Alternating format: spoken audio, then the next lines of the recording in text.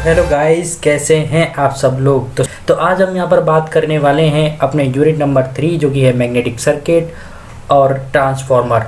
तो आज हम उसमें बात करने वाले हैं अपने न्यूमेरिकल्स की। मैं अब पूरी यूनिट को कम्प्लीटली डिस्कस कर चुका हूँ। अगर किसी ने भी वो प्रीवियस वाली वीडियोस नहीं देखी हैं तो पहले आप उन्हें जाके देख लीजिएगा। नाउ अब हम डिस्कस करने जा रहे हैं कुछ न्यूमेरिकल्स को जो रिलेटेड हैं आपके ट्रांसफार्मर और मैग्नेटिक सर्किट से। इससे पिछली वाली वीडियो में मैंने इन न्यूमेरिकल्स से रिलेटेड एक वीडियो को पब्लिश किया था जिसमें मैंने आपके क्या कहते हैं फॉर्मूलों को डिस्कस किया था।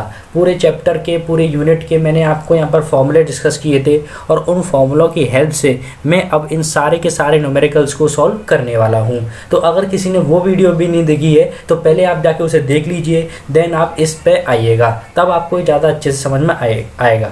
ठीक है, तो चलेगा गाइस, हम करते हैं अपनी वीडियो को स्टार्ट। तो ध्यान दीजिएगा, तो हमें प्रॉब्लम दी हुई है 30 किलोवाट एम्पेयर 30 kVA।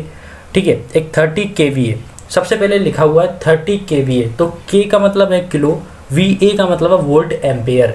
ठीक है, 30 kVA। देखो गाइस, प्रॉब्लम को सॉल्व करते समय आपको चीज़ों को धीरे धीरे पढ़ना है, कुछ ऐसे पढ़ना है कि उन चीज़ों का कोई मतलब निकले। मतलब से बात ये है कि हमारे जो काम की बातें हैं वो हमें उस लाइन को पढ़ते समय मिल जाएं। जैसे कि मैंने आपको पढ़ा 30 kVA, K मीन्स किलो, ठीक है, V for volt ampere, kilo volt ampere. तो आपको मैंने सिर्फ पिछली वाली वीडियो में बताया था कि जब भी वोल्ट एम्पेयर की बात हो, रेटिंग की बात हो, ठीक है, किसके अंदर, ट्रांसफार्मर के अंदर, किसके अंदर, ट्रांसफार्मर के अंदर, तो वो जो हमें गिवन होता है ना, वो जो वैल्यू गिवन होगी वो किसकी गिवन होगी, V2 I2 की। आई रिपीट, मैंने इससे पिछली वीडियो में आपको बताया था कि जब भी हम वोल्ट एम्पेयर की बात करेंगे, रेटिंग की बात करेंगे, ठीक है, तो वो किसकी वैल्यू होगी, V2 I2 की वैल्यू होगी।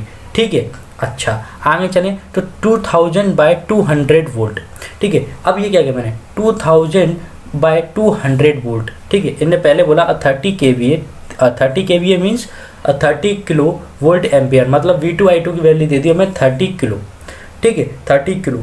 अच्छा, अब आगे हमें दिया हुआ है 2000/200 वोल्ट। 2000/200 वोल्ट मतलब ये है क्या, ये हमें दिया हुआ रेशियो। ये क्या दिया हुआ है, रेशियो दिया हुआ है। किस चीज़ का रेशियो दिया हुआ है, ये रेशियो दिया हुआ हमें V1/V2 का। आई रिपीट, ये हमें क्या दिया हुआ है, रेशियो दिया हुआ है V1/V2 का। नाउ आगे ध्यान दें, a single phase 50 hertz transformer has a primary resistance. अब देखो, यहाँ तक पढ़ने से पहले मैंने देखा single phase 50 hertz transformer. 50 hertz, hertz हम जानते हैं यूनिट होती है फ्रीक्वेंसी की, तो ये हमें गिवन है फ्रीक्वेंसी। क्या गिवन है, ये हमें फ्रीक्वेंसी। ये 50 हर्ट्ज क्या है, हमारी फ्रीक्वेंसी। ठीक है, आप समझ गए होंगे। नाउ आगे, has a primary resistance. Primary resistance means R1। अब हमें R1 की वैल्यू गिवन है, has a primary resistance of 2.5 ओम। अब आप लिख लीजिए कि जो प्राइमरी रेजिस्टेंस की वैल्यू है कितनी, 2.5 ओम, यानी कि हमें प्राइमरी रेजिस्टेंस भी गिवन है। एंड रिएक्टेंस 3.5 ओम। और इन्होंने बोला एंड रिएक्टेंस, यहाँ पर बात किसकी हो रही थी, प्राइमरी रेजिस्टेंस की, इसलिए जो रिएक्टेंस है ना वो भी यहाँ पर हमें प्राइमरी वाला ही बताया गया है। आई रिपीट, कौन सा रेजिस्टेंस बताया गया है, प्राइमरी वाला। तो वो हमें किसकी वैल्यू गिवन है, X1 की। तो X1 की वैल्यू हमें गिवन है 3.5 ओम। आई रिपीट, अभी तक हमें क्या क्या गिवन था, 30 kVA जो कि आपकी V2 I2 की वैल्यू है। ठीक है, 2000/200 जो कि आपका V1/V2 का रेशियो है। ठीक है, फिर हमें 50 हर्ट्ज फ्रीक्वेंसी गिवन थी। हालांकि फ्रीक्वेंसी का यहाँ पर अभी फिलहाल में कोई यूज़ है नहीं, लेकिन हमें गिवन थी। ठीक है, प्राइमरी रेजिस्टेंस यानी कि R1 यहाँ पर गिवन है हमें 2.5 ओम। ठीक है, एंड रिएक्टेंस प्राइमरी ही बोला है क्योंकि उसी के बाद एंड लगा हुआ है, तो आप यहाँ पर X1 की वैल्यू लिखेंगे। ठीक है, तो वो आपकी 3.5 ओम गिवन है। Now the secondary resistance and reactance are 0.012 ohm and 0.01 ohm respectively. अगर मैं बात करूं R2 की, तो जहाँ पर गिवन है हमें R2 की, तो R2 हमें गिवन है 0.012 ओम। और अगर मैं बात करूं वहीं पर रिएक्टेंस की, तो रिएक्टेंस हमें गिवन है यानी कि X2 हमें गिवन है 0.01 ओम। ठीक है, ये बात आप याद रखिएगा, कंफ्यूज मत होइएगा गाइस। रिएक्टेंस एंड रेजिस्टेंस दोनों की यूनिट सेम होती हैं। आई रिपीट, दोनों की यूनिट सेम होती हैं। ठीक है, ये वाली बात भी मैंने पिछली वीडियोस में डिस्कस करी हुई है, या फिर मैं आपको कहूँ जो हमारी बेसिक यूनिट्स हैं, जैसे कि आपकी यूनिट नंबर 1, यूनिट नंबर 2, वहाँ पर भी आप इस बात को जानते हैं कि रेजिस्टेंस एंड रिएक्टेंस दोनों की जो यूनिट होती है वो सेम ही होती है। ठीक है, ओम ही होती है, तो कंफ्यूज मत होइएगा ना। अब हमें बताना क्या क्या है, ये तो भाई प्रॉब्लम थी, प्रॉब्लम हमें क्या क्या गिवन थी वो हमने नीचे लिख लिया है। ठीक है, अब हम डिस्कस करेंगे किस चीज़ को, कि हमें निकालना क्या क्या है, क्या क्या चीज़ हमसे पूछी गई है। तो सबसे पहले हमसे पूछा गया है equivalent resistance refer to primary. Equivalent resistance refer to primary means R01 पूछा गया है हमसे। सबसे पहले क्या पूछा गया है, equivalent resistance refer to primary means R01 पूछा गया है। नाउ दूसरी चीज़ हमसे पूछी गई है equivalent reactance refer to primary, मतलब X01 पूछा गया है। क्या पूछा गया है, X01। नाउ अब थर्ड चीज़ हमसे क्या पूछी गई है, equivalent impedance refer to primary, मतलब Z01 पूछा गया है। नाउ फोर्थ चीज़ की बात करें तो equivalent resistance refer to secondary, यानी कि R02 पूछा गया है। फिफ्थ पॉइंट की बात करें तो equivalent reactance refer to secondary, मतलब X02 पूछा गया है। ठीक है, रिएक्टेंस है ना, तो X02, रेफर टू सेकेंडरी है तो X02। नाउ अगर हम सिक्स पॉइंट की बात करें तो equivalent impedance refer to secondary, यानी कि हमें Z02 की वैल्यू पूछी गई है, Z02 की। नाउ और लास्ट में हमसे पूछा गया टोटल कॉपर लॉस, और लास्ट में हमसे पूछा गया है कि टोटल कॉपर लॉस बताओ। ठीक है, तो ये 7 की 7 चीज़ें हमें निकालनी है। ठीक है, तब हमारा न्यूमेरिकल कंप्लीट होगा। बड़ी ही आसान है गाइस। अगर किसी को लग रहा हो कि ये बहुत कोई हार्ड एंड फास्ट रूल है, हमसे नहीं होगा, क्या प्रॉब्लम दे दी है, हमसे नहीं बनेगी, तो ऐसा कुछ भी नहीं है।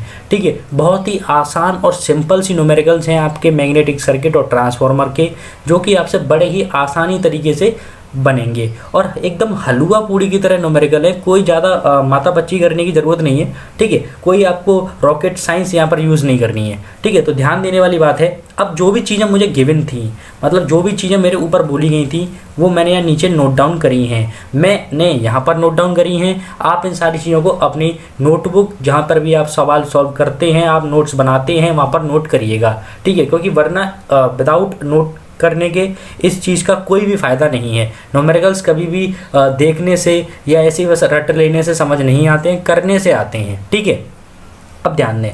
तो मैंने डाला सॉल्यूशन। सबसे पहले गिवन मुझे गिवन क्या था, V2I2 मुझे गिवन था, मैंने आपको बताया 30 kVA। ठीक है, एक बार मैं आपको और दिखा दूँ तो मुझे यहाँ पर गिवन था V2I 30 kVA, के मीन्स किलो। ठीक है, ये बात आपको याद रखनी है। नाउ तो मैंने वो चीज़ करी, मैंने क्या करी देखो, तो मैंने गिवन V2I2 हमें गिवन था 30 kVA, के मीन्स होता है आपका किलो, तो किलो को मैंने इंटू कर दिया 10 की पावर 3 से। जहाँ भी आपका के आ जाता है आप वहाँ पे क्या करते हैं, किलो को उठाने के लिए इंटू कर देते हैं 10 की पावर 3 का, तो वही मैंने किया। फिर मैं आपको गिवन था 2000/200 वोल्ट, मतलब वो आपको गिवन था V1/V2 का रेशियो, जो कि मैंने आपको बताया था। तो मैंने लिख दिया V1/V2 का रेशियो में गिवन है 2000/200। अब कुछ बच्चे सोच रहे होंगे यार इसका क्या यूज़ है, तो इसका यूज़ ये है बच्चों कि आपको एक ट्रांसफॉर्मेशन रेशियो, ठीक है, ट्रांसफॉर्मेशन रेशियो निकालना होगा। तो ट्रांसफॉर्मेशन रेशियो हम V1/V2 की हेल्प से निकालेंगे। ठीक है, तो आई होप आपको वो आ जाएगा ना। तो V1/V2 की वैल्यू क्यों है ये भी आपको समझ में आ गई। R1 आपको पता ही है, आपने प्रॉब्लम में दिया, आपने लिख लिया। X1 भी दिया था, वो भी लिख लिया। R2 X2 ये दोनों चीज़ें गिवन थी, ये भी लिख ली। नाउ अब हम अपनी कैलकुलेशन वाले पार्ट पे आते हैं। तो सबसे पहले हमें निकालना है यहाँ पर देखो R0, देखो हमें यहाँ पर निकालना था equivalent resistance refer to primary, मतलब R01 निकालना था। अब R01 निकालना है तो सबसे पहले हम इन सब कामों को करने से पहले हम जानते हैं कि हमें ट्रांसफॉर्मेशन रेशियो की ज़रूरत पड़ेगी। भाई हमें सारी चीज़ें करने के लिए ट्रांसफॉर्मेशन रेशियो तो चाहिए ही चाहिए। ठीक है, तो आपको अब ट्रांसफॉर्मेशन रेशियो चाहिए तो इट मीन्स आपको के चाहिए, आपको के चाहिए। देखो जिसको भी ये चीज़ें समझ में नहीं आ रही है ना, व्हाट इज ट्रांसफॉर्मेशन रेशियो, तो घबराने वाली बात नहीं है। आप सीधे डायरेक्टली आके इस वीडियो को देख रहे हैं इसलिए आपको ये चीज़ें समझ में नहीं आ रही हैं, लेकिन अगर जिसने भी मेरी प्रीवियस वीडियोस देखी हैं और चीज़ों को समझा है उसको सारी चीज़ें क्लियर हो रही होंगी। ठीक है। तो घबराने वाली बात नहीं है, जिसको भी समझ नहीं आ रही है आप पहले जाके मेरी प्रीवियस वीडियो को देख लीजिए, देन आप इस वीडियो पे आइएगा, ठीक है। तो देखो हम पहले कैलकुलेट कर रहे हैं। सबसे पहले मैंने जो कैलकुलेशन वाला पार्ट किया है वो ये है कि मुझे के की वैल्यू निकालनी है। तो के की वैल्यू मैंने जानता हूँ क्या होता है। के की वैल्यू जो होती है, अब देखो मुझे गिवन क्या है, मुझे गिवन है v1/v2। हो सकता था कि सवाल में वो हमें n1/n2 दे देता, i1/i2 दे देता, ठीक है। तो हम जो भी है उस हिसाब से अपनी के की वैल्यू निकाल लेते, ठीक है। लेकिन हमें यहाँ पे v1/v2 गिवन है। तो अगर मैं आपसे कहूँ कि वोल्टेज के टर्म्स में के की वैल्यू क्या होती थी, तो आपका जवाब होगा कि भाई के की वैल्यू हमारे वोल्टेज के टर्म्स में होती थी के बराबर v2/v1। आई रिपीट, के बराबर v2/v1, ये होती थी हमारे ट्रांसफॉर्मेशन रेशियो की वैल्यू। लेकिन हमें गिवन क्या है, हमें गिवन है v1/v2, मतलब जस्ट इसका उल्टा गिवन है, रिवर्स गिवन है। तो हम इसकी वैल्यू को रिवर्स कर देंगे तो हमारी के की वैल्यू आ जाएगी। हम इस वैल्यू को रिवर्स कर देंगे तो हमारी के की वैल्यू आ जाएगी। तो मैंने वही किया, v2 हमारा ऊपर है, इसमें v2 नीचे है, तो 200 मैंने यहाँ पर ऊपर कर दिया क्योंकि v2 ऊपर है। v1 हमारा ऊपर है इसमें, और इसमें v1 नीचे है, तो v1 को नीचे कर दिया, यानी 2000 को नीचे कर दिया। जब मैंने इसे आपका सॉल्व किया तो मेरे को मिला 0.1, यानी हमारी जो के की वैल्यू आई है वो आई है हमारी 0.1। आई रिपीट, व्हाट इज के की वैल्यू क्या आई है, 0.1। तो अभी तक जितनी भी चीज़ें हमें मालूम थी अब हमारी सॉल्व हो गई हैं, यानी हमारे पास के आ चुका है।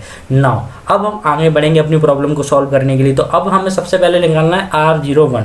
भाई R01 तो निकालें, लेकिन R01 निकालने से पहले हमें R01 का फॉर्मूला भी तो मालूम हो।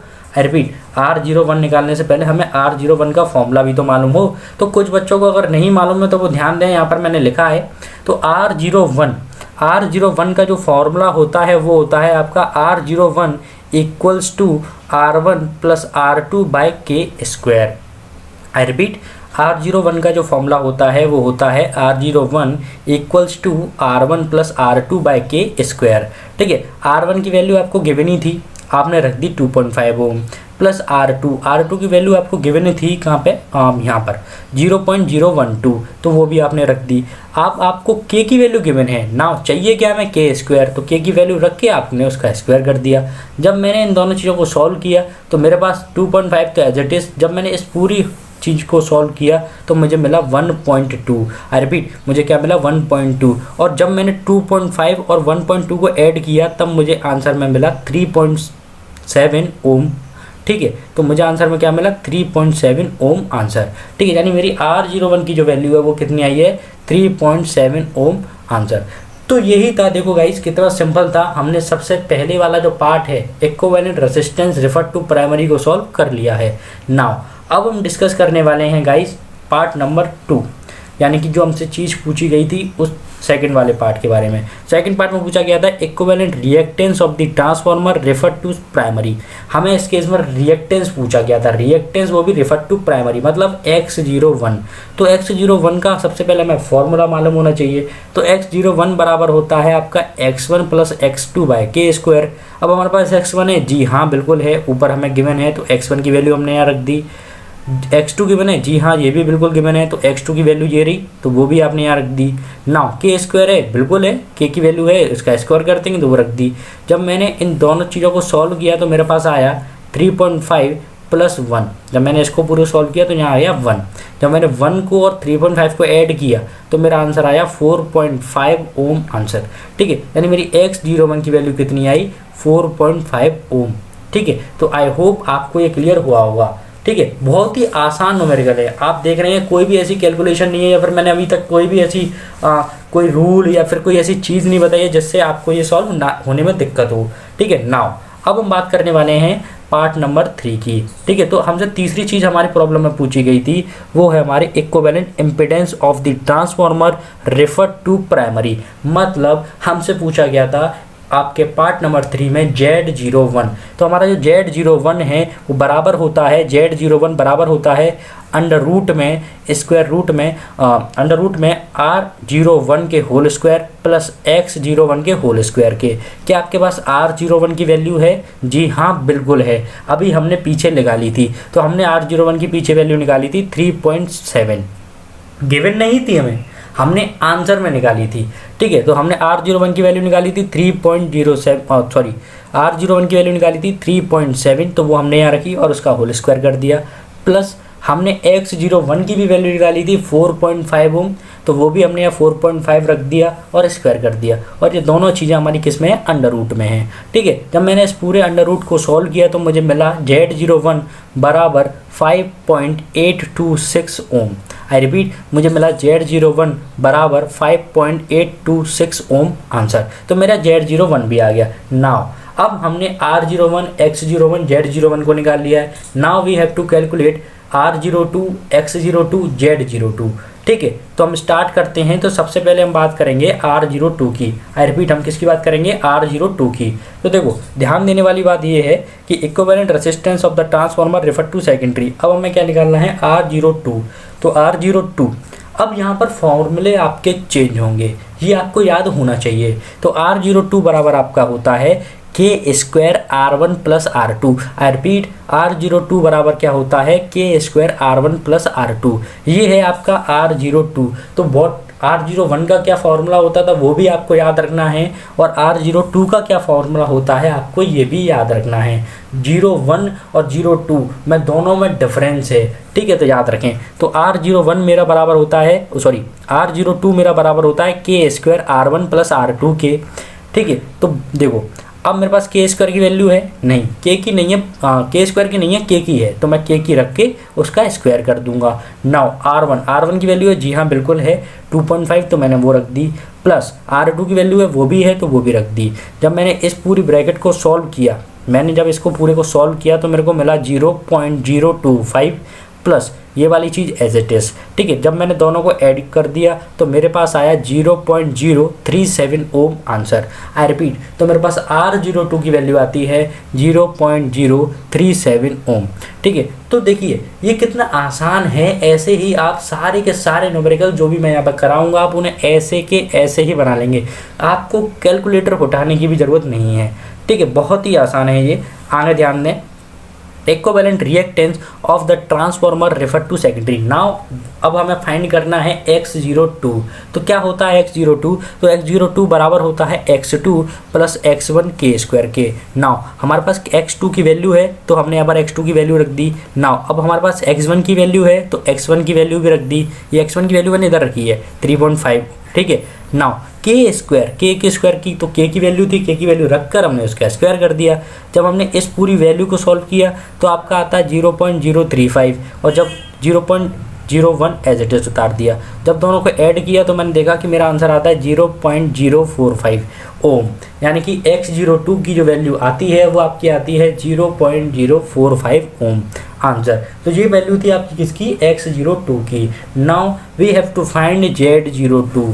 अब हमें फाइंड करना है Z02 को। तो ध्यान दें, हमारे 6th वाले पार्ट में पूछा गया था कि Z02 क्या होता है, equivalent impedance of the transformer refer to secondary. Secondary के केस में जो हमारा इम्पीडेंस होता है वो बताओ, रेफर टू सेकेंडरी के केस में। तो Z02 हमारा बराबर होता है R02 के होल स्क्वायर प्लस X02 के होल स्क्वायर, और ये दोनों के एडिशन के किसके अंदर, अंडर रूट के अंदर। इट मीन्स Z02 बराबर होता है अंडर रूट R02 के होल स्क्वायर प्लस X02 के होल स्क्वायर के, और ये दोनों के दोनों अंडर रूट के अंदर हैं। ठीक है, इनका एडिशन। वही चीज़ मैंने यहाँ पर लिखी, अंडर रूट R02 की वैल्यू, जैसे मैंने R01 की वैल्यू कैलकुलेट करी थी ऐसे मैंने R02 की वैल्यू भी कैलकुलेट करी है, ऊपर आप देख ही रहे हैं। ठीक है, और X02 की भी वैल्यू कैलकुलेट करी है। तो मैंने दोनों की दोनों वैल्यू को यहाँ पर पुट किया है, R02 की भी और X02 की भी। तो R02 की वैल्यू ये रख दी, X02 की वैल्यू ये रख दी, दोनों का स्क्वायर कर दिया और दोनों को ऐड कर दिया। जब मैंने दोनों को ऐड किया स्क्वायर करने के बाद और इनका अंडर रूट निकाला तो मुझे मिला 0.0582 ओम। तो ये मेरा आंसर हो गया किसका, ये मेरा आंसर हो गया Z02 का। तो आई होप आपको क्लियर हुआ होगा। नाउ फाइनल टर्म, जो हमें फाइनल टर्म हमसे पूछा गया था, जो फाइनल टर्म था वो हमसे पूछा गया था कि भाई आपको टोटल कॉपर लॉस बताना है, कॉपर लॉस बताना है। तो कॉपर लॉस क्या होता है, कॉपर लॉस हमने अपने न्यूमेरिकल्स के जब फॉर्मूले डिस्कस कर रहे थे तो हमने वहाँ देखा था कि जो हमारा कॉपर लॉस होता है वो बराबर होता है PC इक्वल्स टू I2 का स्क्वायर R02 के। आई रिपीट, किसके बराबर होता है, I2 का स्क्वायर R02 के। ठीक है, अब ना ये पीसी शो करता है यहाँ पर कॉपर लॉस को, तो घबराइएगा मत। What is PC means copper loss, और कॉपर लॉस बराबर होता है I2 का स्क्वायर R02 के। ठीक है, R02 की वैल्यू है आपके पास, बिल्कुल है, अभी आपने ऊपर सॉल्व करी है, ठीक है, वो तो है। लेकिन क्या हमारे पास I2 की वैल्यू है? तो हमें प्रॉब्लम के अंदर अपनी पूरे न्यूमेरिकल के अंदर कहीं भी I2 की वैल्यू नहीं दी थी, हमें V2 I2 की वैल्यू दी थी। किसकी दी थी? V2 I2 की वैल्यू। तो V2 I2 की वैल्यू कितनी दी थी? 30 kVA। 30 kVA मतलब 30 इंटू 10⁻3, ये V2 I2 इधर ले गया। अब मुझे यहाँ से I2 की वैल्यू चाहिए, मीन्स V2 को डिवाइड में कर दूँ। भाई आप एक बात समझो, बात ये समझो कि V2 I2 हमें गिवन था, V2 और I2 ये हमें गिवन था 30 kVA। के को मैं लिख सकता हूँ 10⁻3 इंटू 10⁻3 लिख दिया। अब मेरे को I2 की वैल्यू चाहिए, क्योंकि यहाँ पे I2 पूछा है, वो तो मुझे गिवन ही नहीं था। तो मैं कैसे निकालूंगा? मैं इस V2 को यहाँ पर डिवाइड में ले जाऊँगा, वही मैंने यहाँ किया है। ठीक है, आई होप आपको ये क्लियर हुआ होगा। क्या मेरे पास V2 की वैल्यू थी? जी हाँ, बिल्कुल थी, क्योंकि हमें एक रेशियो गिवन था V1/V2। वहाँ पर V2 की वैल्यू हमें 200 गिवन थी, तो मैंने वही किया, V2 की वैल्यू यहाँ पर रख दी 200 और इस पूरे को सॉल्व कर लिया। तो मेरे पास I2 की वैल्यू आ गई। I2 की वैल्यू कितनी आई? 150 एम्पेयर। ठीक है, अब मुझे PC निकालना है। तो PC बराबर क्या होता है? I2 का स्क्वायर R02। तो मैंने I2 की जो वैल्यू है 150 रख दी और उसका स्क्वायर कर दिया इंटू R02। R02 की वैल्यू मेरे पास थी, वो थी मेरे पास 0.037, तो मैंने उसको भी रख दिया और मैंने दोनों को मल्टीप्लाई कर दिया।